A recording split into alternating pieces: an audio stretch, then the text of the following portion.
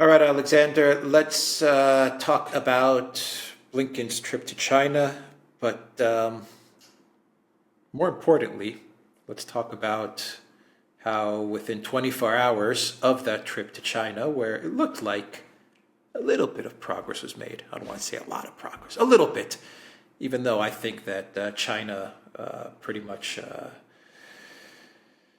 sent some interesting messages to Blinken, and they basically told him it's time for action, not words. That's basically the message that they sent to Blinken. You know, everything that you've told us has you've never managed to keep your word at whatever you've told us. So now we want action. That was pretty much the result of the meetings.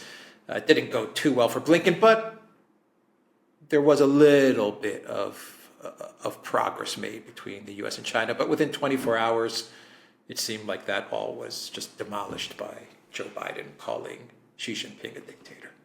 So I think that, whatever little progress was indeed made from Blinken's trip to Beijing, 24 hours later, Biden is telling supporters in California that Xi Jinping is a dictator, all because the stupid balloon incident.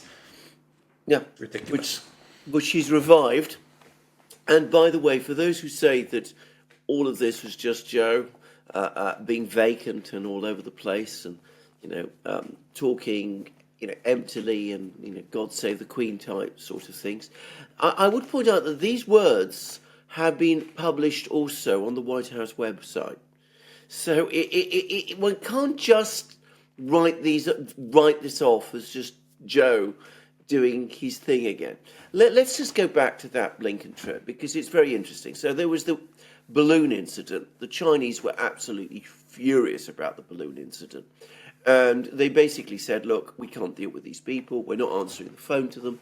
We're not going to speak to Biden because, well, Xi Jinping has already said to Biden to his face in a virtual meeting. We have the Chinese readout that says that, look, you tell me one thing and then you go away and the opposite happens, which is as close to saying to somebody's face in a diplomatic discussion that you're lying as it's possible to get. So the Chinese were really angry at the balloon incident. They've lost patience with the administration. They were refusing to have contacts. So Blinken was supposed to visit China. They put that off. Biden was trying to phone and have a meeting with Xi Jinping, or at least a conversation with Xi Jinping. The Chinese wouldn't answer the phone. Lloyd Austin was trying to contact the Chinese Defense Ministry, and so was Milley as well. And again, the Chinese military weren't answering the phone. So the US began to get concerned, and it seems, we've never had this absolutely confirmed, but it seems that Biden eventually got the Chinese to accept William Burns, the CIA director, who supposedly, and I think that we can take this as pretty much confirmed, went to Beijing on a secret visit, basically to try to get communications up and running again. And William Burns is a professional diplomat. He's somebody who knows how to choose his words correctly. He's had experience. He was formerly ambassador in Moscow. So he did his job. And the Chinese said, right, well, let's invite Blinken over and see how it goes this time. So Blinken comes, and he is put through the grinder. I mean, this is an extraordinary visit. I mean, you have to really read the Chinese websites to get a readouts to get a real sense of what happened. Because firstly, he meets Qin Gang, who's the new Chinese foreign minister, who's proving to be very tough, and Qin Gang puts Blinken through a 7.5-hour meeting. Remember, Qin Gang speaks English. He was formerly ambassador to Washington. He puts Blinken through a 7.5-hour discussion. We're told that it's candid, which is diplomatic code for saying that the Chinese didn't mince words. And if you read the readout, it's basically our relations are worse than they have ever been, at any time since the 70s. It's your fault. You've got to change your stance. We are expecting you to make all the big moves. We want to emphasize again that Taiwan is for us the most core of core issues. There's not going to be any further moves towards supporting Taiwanese independence. The Chinese readouts, this is the official translated English language version of the Chinese readout.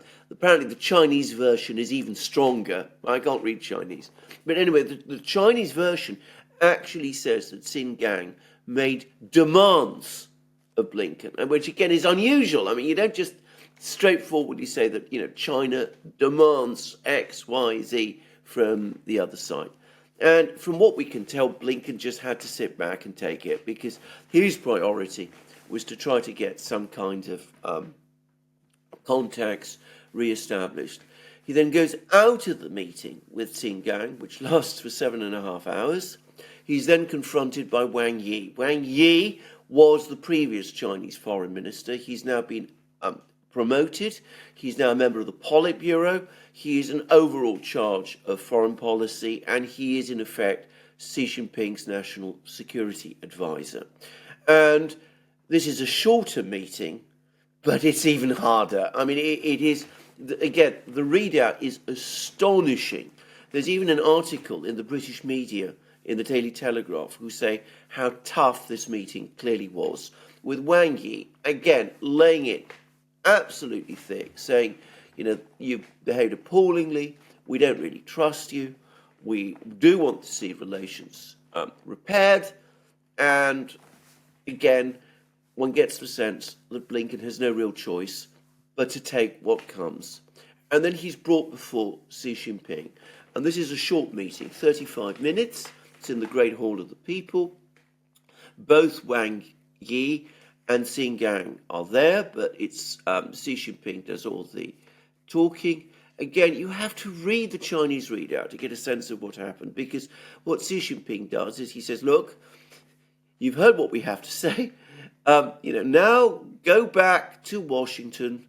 You've heard all the things that we've said. We've heard our demands. We've heard our insistence on our positions. If you really want to move things forward, you can go back to Washington, and we're going to wait and see what actions you're going to take. So it's more emollient, but it's clearly based upon the previous two really tough meetings with Xinjiang and Wang Yi. Now, Blinken takes it all. We get from the American Week readout that he brought up Xinjiang province. He again talked about the rules-based international order. He repeated all the cliches, but he did that without conviction. Most importantly, though, he also said to the Chinese, and it's in the American readout, so we know it's true, that he said that America recognizes that Taiwan is part of China and will not support any move by Taiwan to seek independence from China.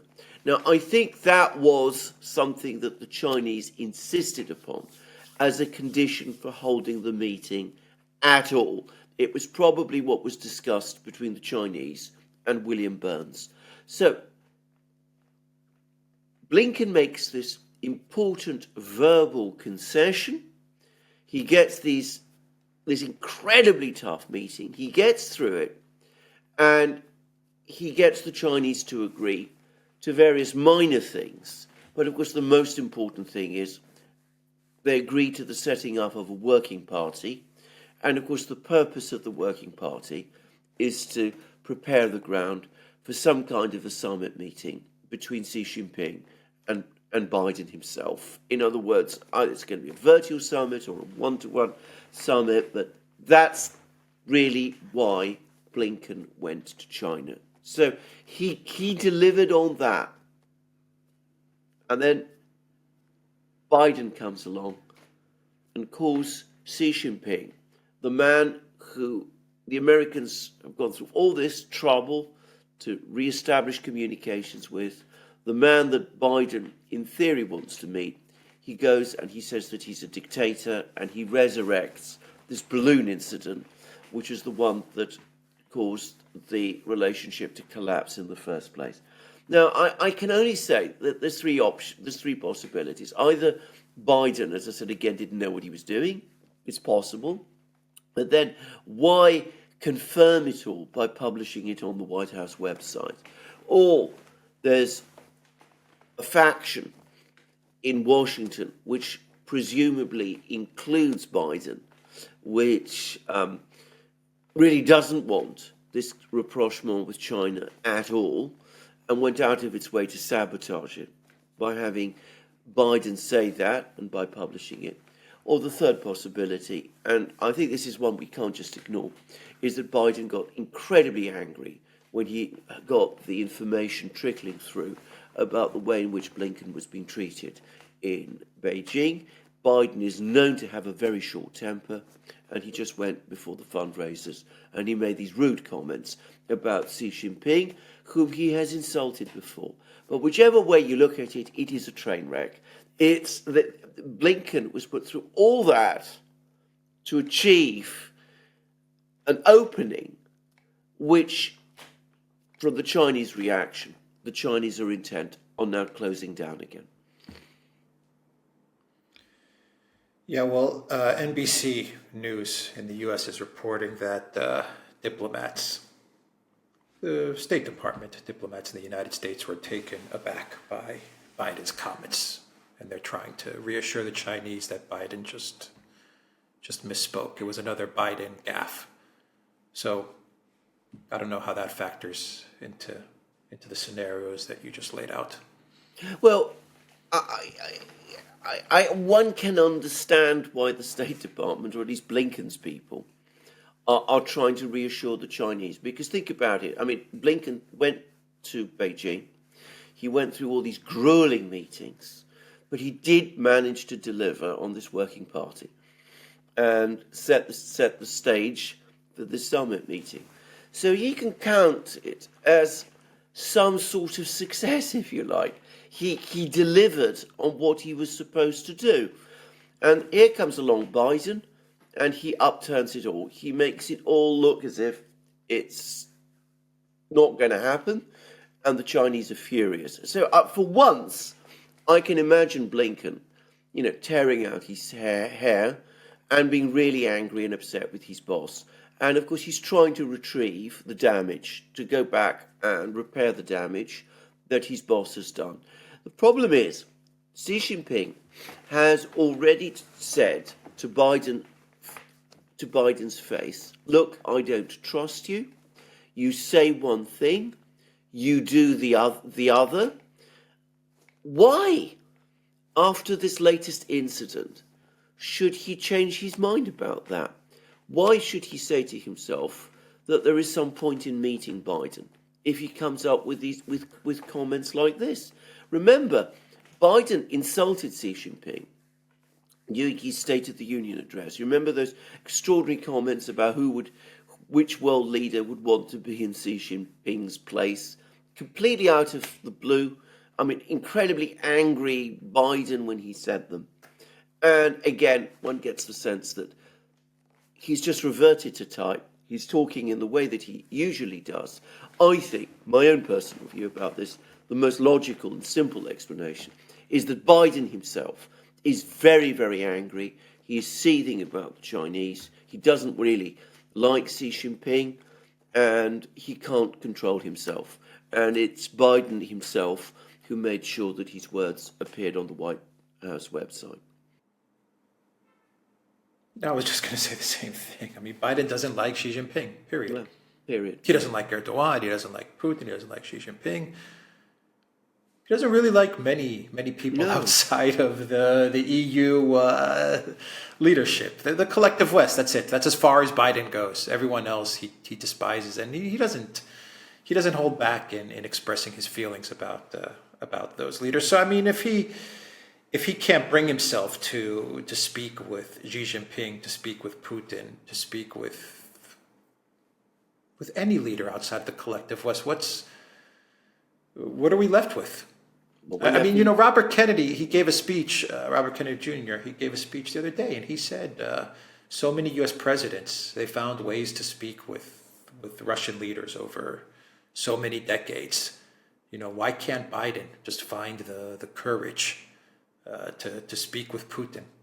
He can't, because he's Biden. He can't do it. Well, This is where we are. You've put your finger on it. You absolutely think you put your finger on it. He doesn't like. So why should the Chinese bother? Yeah, he can't stand Putin. He can't stand Xi Jinping. But you've asked the question, which I am sure is being asked in Beijing at this moment in time. We went through all that trouble with Blinken. We seem to be making some progress with him. Along comes Biden. It's absolutely clear what he feels about us. Why should we bother? If we meet him, nothing is really going to change. That's what Putin discovered when he met Biden in Geneva, if you remember, back in 2021. He met Biden then. The meeting seemed to go well, except, of course, Biden goes back to Washington and everything continues as it was before. So all sorts of agreements are reached or appear to have been reached, and none of them is honoured. So I'm sure this is what the Chinese are saying to themselves at the moment. And, it's all very well for Blinken to come along and say, pay no attention, this wasn't really intended seriously, let's press on and sort out things as we'd agreed. And the Chinese, who must be very, very angry, are going to be saying to themselves, well, that's Blinken, but really, can we trust this man, Biden? Is there any point in having this meeting? Perhaps we should just call it off. Yeah, press on with what? That's my point. What are you trying to get to? A meeting between Xi Jinping and Biden? For what purpose? When Biden doesn't want to meet with Xi Jinping, he doesn't want to speak with him. He calls him a dictator. He calls Putin a dictator. He calls MBS a dictator, and Duran a dictator, and Modi's a dictator, and Ramaphosa is a dictator. Everyone is a dictator to Biden. Well, absolutely. Everyone. Absolutely.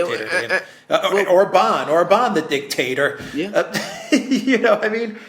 My point in all of this is that why should China repeat the mistakes that Russia made with the United States? Absolutely. And Putin held up the document to the African leaders, and he said, "We had a peace document.